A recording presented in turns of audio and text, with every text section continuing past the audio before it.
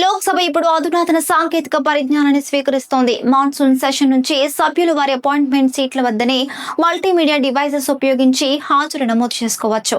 ఇది లాబీలో ట్రాఫిక్ సమస్యను నివారిస్తుంది, టైం సేవ్ చేస్తుంది మరియు సభ్యులు నిజంగానే సమావేశంలో ఉన్నారా అన్న పట్టు చెక్ చేయవచ్చు. అదనంగా ఏఐ బేస్డ్ సాన్సర్డ్ భాషని వ్యవస్థ ద్వారా 12 భారతీయ భాషలలో వాక్యాలను రియల్ టైంలో ట్రాన్స్క్రైబ్ చేస్తుంది. ఇది పార్లమెంట్ పారదర్శకతను, సామాజిక భాగస్వామ్యాన్ని పెంచుతుంది. అలాగే డిజిటల్ భారత్ లక్ష్యాన్ని కూడా వేగమిస్తుంది. ఒక వృత్తిపరుడుగా వ్యవహరించాల్సిన న్యాయ ప్రక్రియలో ఇలా జరుగుతుందా? సుప్రీంకోర్టు ముందు ఒక న్యాయవాది వీడియో కాల్ ద్వారా హాజరయ్యాడు. కానీ అతను ఉన్న ప్రదేశం చూసి అందరూ షాక్. టాయిలెట్ లోంచి కోర్టు హీరింగ్ కు హాజరయ్యాడు. ఇది న్యాయస్థాన గౌరవాన్ని అపహాస్యం చేయడమేనని భావించిన జడ్జి ఇతనిపై 1 లక్ష రూపాయల వరకు జరిమానా విధించారు.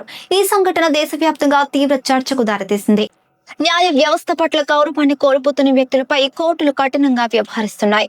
వర్చువల్ హీరింగ్ అయినా ప్రొఫెషనల్ డిసిప్లిన్ పాటించాల్సిన అవసరం ఉందని కోర్టు పేర్కొంది.